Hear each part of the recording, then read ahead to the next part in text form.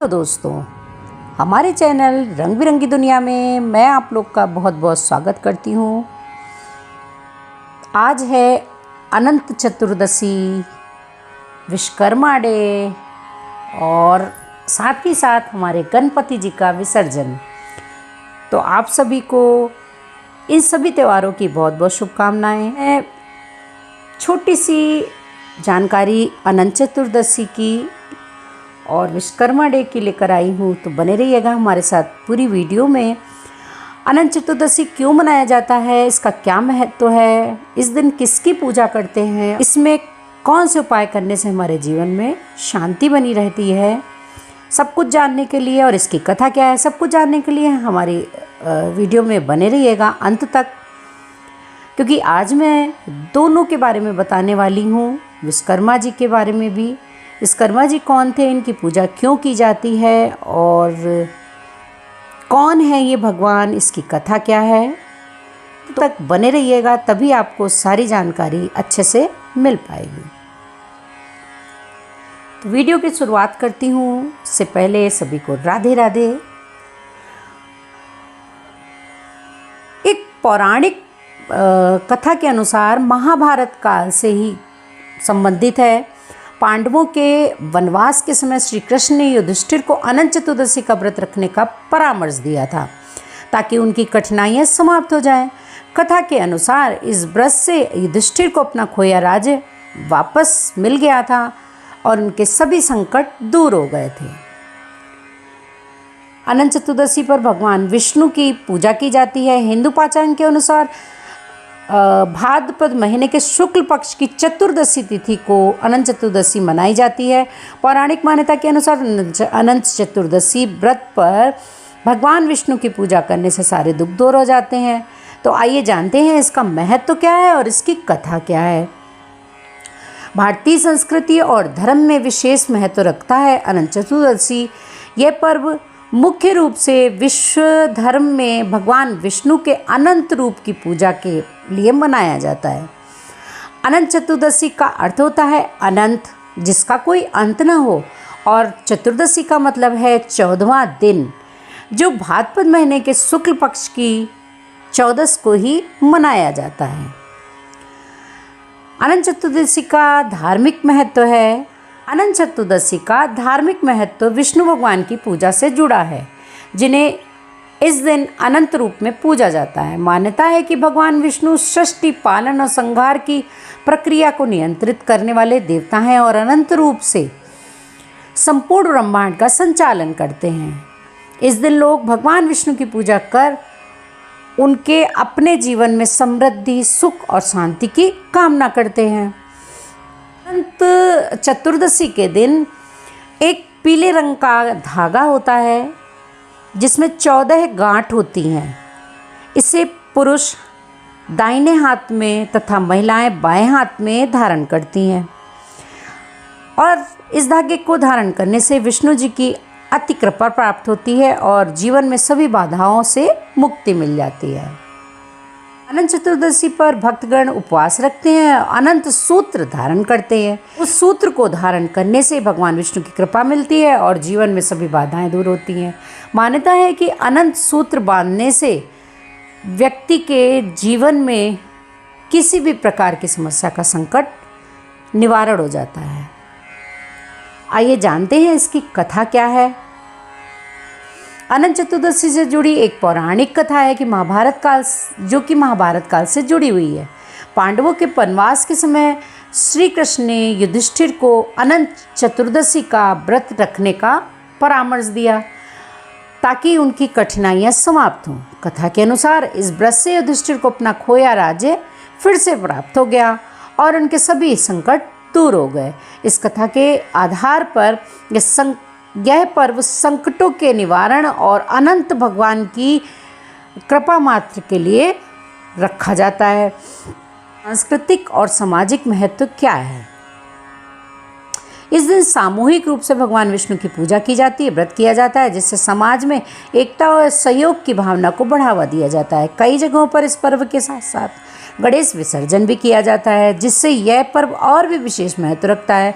महाराष्ट्र और अन्य राज्यों में गणेशोत्सव के अंतिम दिन यानी अनंत चतुर्दशी पर गणपति बप्पा की प्रतिमाओं का विसर्जन किया जाता है। इस दिन गणेश भक्त बड़ी श्रद्धा और धूमधाम से गणेश प्रतिमाओं का विसर्जन करते हैं। अनंत चतुर्दशी पर आध्यात्मिक संदेश क्या है? यह हमें संदेश देता है कि आने वाले कष्ट और समस्याएं अस्थायी होती हैं और भगवान विष्णु की कृपा से उनका अंत हो सकता है। यह पर्व यह भी सिखाता है कि हमें धैर्य, श्रद्धा और विश्वास के साथ जीवन की कठिनाइयों का सामना करना चाहिए और भगवान का आश्रय लेना चाहिए। संत तुलसीदास जी ने कहा है, श्रद्धा बिनु ना होए विश्वासा, बिन विश्वास ना भव भय नाशा।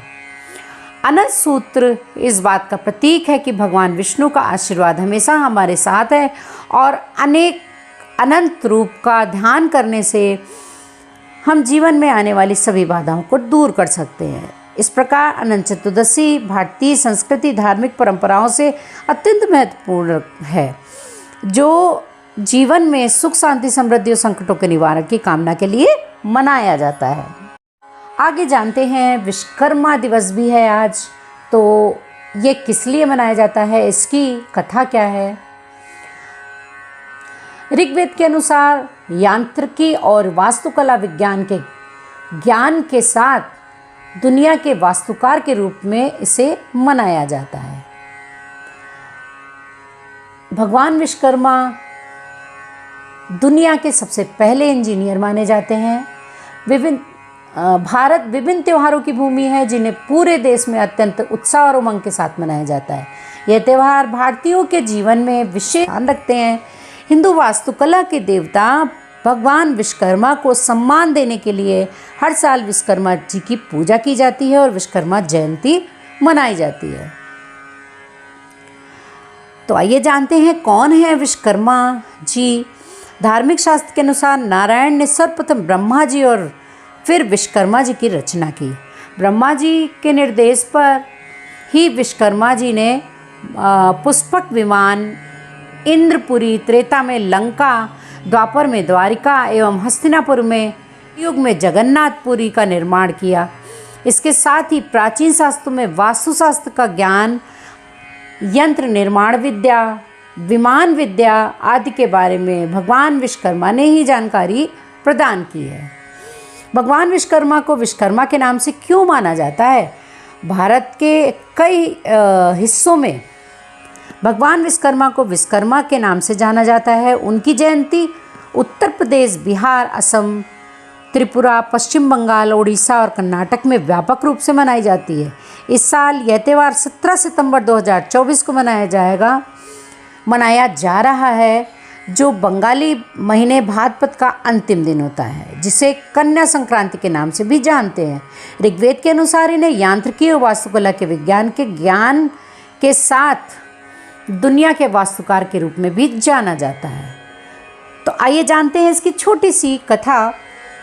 पौराणिक कथा के अनुसार भगवान विश्वकर्मा ने पवित्र शहर द्वारिका का निर्माण किया था, जहाँ भगवान कृष्ण ने शासन किया था, और पांडवों की माया सभा का भी निर्माण किया था। देवता को देवताओं के लिए कई शानदार हथियारों के निर्माता के रूप में भी माना जाता है, जिनमें भगवान शिव का त्रिशूल, इंद्र का वज्र और विष्णु का सुदर्शन चक्र शामिल है। इस दिन लोग न केवल इलेक्ट्रॉनिक उपकरणों और औजारों की पूजा करते हैं, बल्कि का इस्तेमाल करने से भी परहेज करते हैं। वे पूजा के दौरान मूर्ति को अक्षत, फूल, हल्दी, पान, मिठाई, लौंग, फल, धूप और रक्षा सूत्र चढ़ाते हैं। पूजा संपन्न होने के बाद प्रसाद वितरित किया जाता है। भगवान ब्रह्मा के पुत्र के रूप में जानते हैं, लेकिन कुछ ग्रंथों में ऐसा लिखा है कि ये शिव का अवतार हैं। ब्राह्मण और निरुक्त में उन्हें भुवन का पुत्र भी कहा गया है। महाभारत और हरिवंश वे वसु, प्रभास और योग सिद्ध के पुत्र हैं। पुराणों के अनुसार वे वास्तु के पुत्र हैं। हिंदू पौराणिक कथाओं के अनुसार भगवान विश्वकर्ण को 3 बेटियों का आशीर्वाद प्राप्त है, जिनके नाम बर, हिष्मती, समजना और चित्रांगदा है।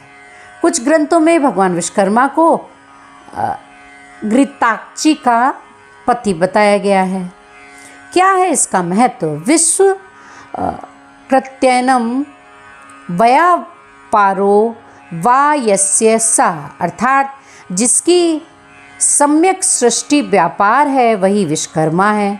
प्राचीन काल से ब्रह्मा, विष्णु और महेश के साथ विश्वकर्मा की पूजा आराधना का प्रावधान हमारे ऋषियों मुनियों ने किया है। भगवान विश्वकर्मा को प्राचीन काल का सबसे बड़ा इंजीनियर माना गया है। इस दिन औद्योगिक क्षेत्र से जुड़े उपकर औजार की पूजा की जाती है। शिल्प कला का विकास होता है। कहा जाता है कि देव शिल्पी विश्वकर्मा संसार के सबसे पहले इंजीनियर हैं जो साधन और संसाधन के लिए जाने जाते हैं। पूजा में बैठने से पहले लोग स्नान करते हैं और मन ही मन भगवान विष्णु को याद करते हैं। वे एक मंच पर भगवान विश्वकर्मा की मूर्ति या चित्र रखते हैं। परंपरा के तहत दाहिने हाथ में फूल लिया जाता है। इसके बाद अक्षत लिया जाता है और मंत्र पढ़े जाते हैं। कमरे में चारों ओर अक्षत छिड़के जाते हैं। कैसी लगी आप लोग को ये छोटी सी जानकारी, बताइएगा। आगे आने वाली वीडियो में मैं पहली बार विज़िट किया है तो प्लीज़ हमारे चैनल को विद बेल आइकन सब्सक्राइब ज़रूर कर दीजिएगा, जिससे ऐसी ही जानकारी, कथाएँ आपको सबसे पहले मिल जाए। Thanks for watching.